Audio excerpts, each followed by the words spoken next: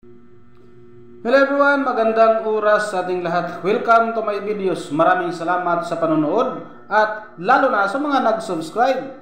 Thank you guys. At kung bago ka pa lang dito sa aking videos, huwag kalimutan mag-like, comments, share and subscribe para updated ka sa aking mga bagong upload na mga videos na mayroong magandang kasaysayan at halaga tungkol sa ating mga barya. Guys, ito yung ating coins. Ngayon, ang 1 piso na mayroong taon na 2017. Si Jose Rizal ito guys. Coins ito ng Pilipinas.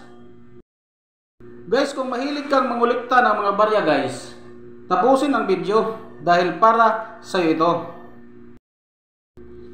A 2017 1 piso error refers to the errors found on the 2017 Philippine 1 piso coin, such as an extra metal error or other minting mistakes like off-centers strike. These errors are created during the coin production process and can be rare and valuable to coin collectors.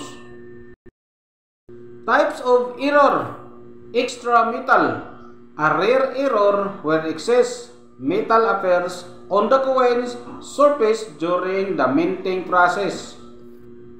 Off-center strike, the coin is struck off-center, causing the design to be misaligned. Double strike, the coin is struck more than once, creating a layered or overlapping appearance. Value to collectors, the value of an error coin depends on the rarity of the specific errors and its condition. Some collectors seek out these unique errors and their value can be significantly higher than face value. Ito guys ay tinatawag na extra metal dahil dito sa kanyang kagwel mayroong sumusobrang metal dito.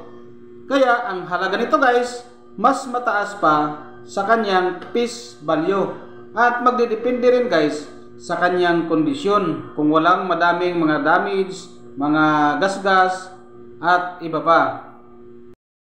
Guys, kung gusto mong video na katulad nito, huwag kalimutan mag-like, shares, comments at mag-follow para mas marami pa tayong mas malalaman sa mga baryang katulad nito guys. Maraming salamat guys sa panonood at God bless sa ating lahat.